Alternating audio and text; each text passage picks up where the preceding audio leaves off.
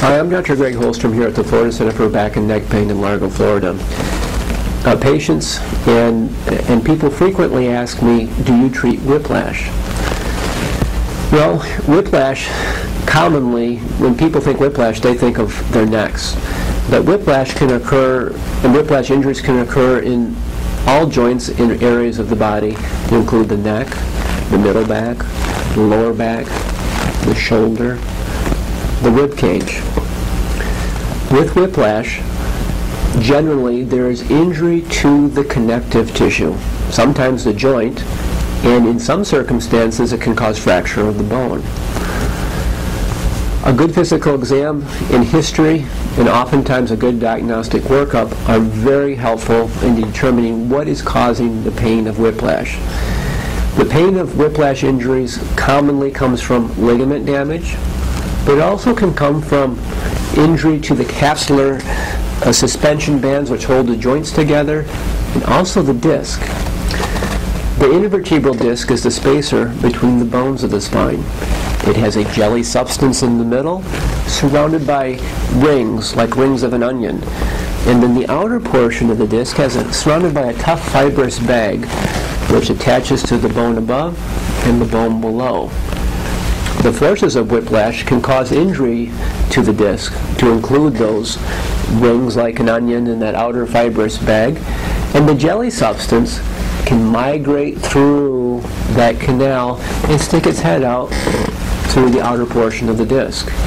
This is a disc herniation, and they are frequently seen in whiplash injuries and involve predominantly the neck and the lower back, but in some forms of trauma can also involve the middle back or the thoracic spine.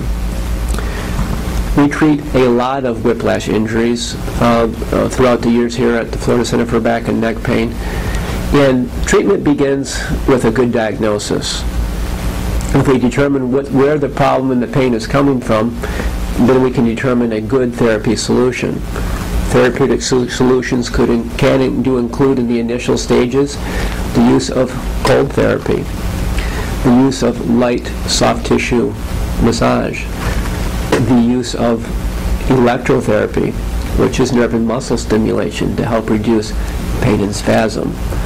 Frequently we'll use ultrasound, or ultrasound mixed with nerve and muscle stimulation. Ultrasound is high-speed sound waves which produce a deep warmth from the inside out, but can also be used only to push out the swelling and congestion from the injury without heat production. We will oftentimes, and as soon as we can, begin to use joint mobilization or manipulation. And in cases of disc injury or spines that have pre-existing wear and tear, axial decompression is often a very good tool in treating whiplash injuries to the spine in both the neck, the lower back, but also the middle back as well. As patients improve with whiplash types of injuries and the pain reduces, our goal is always, almost always, to involve them in some type of rehab strengthening. Because if an injury heals but it's not stabilized, we have a very high percentage of probability that that is going to be a repetitive problem.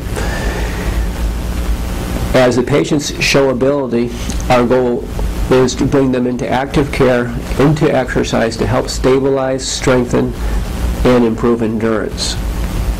Over the course of time, I have found that people with whiplash injuries oftentimes respond extremely well to these forms of therapy and leave care very happy with their results.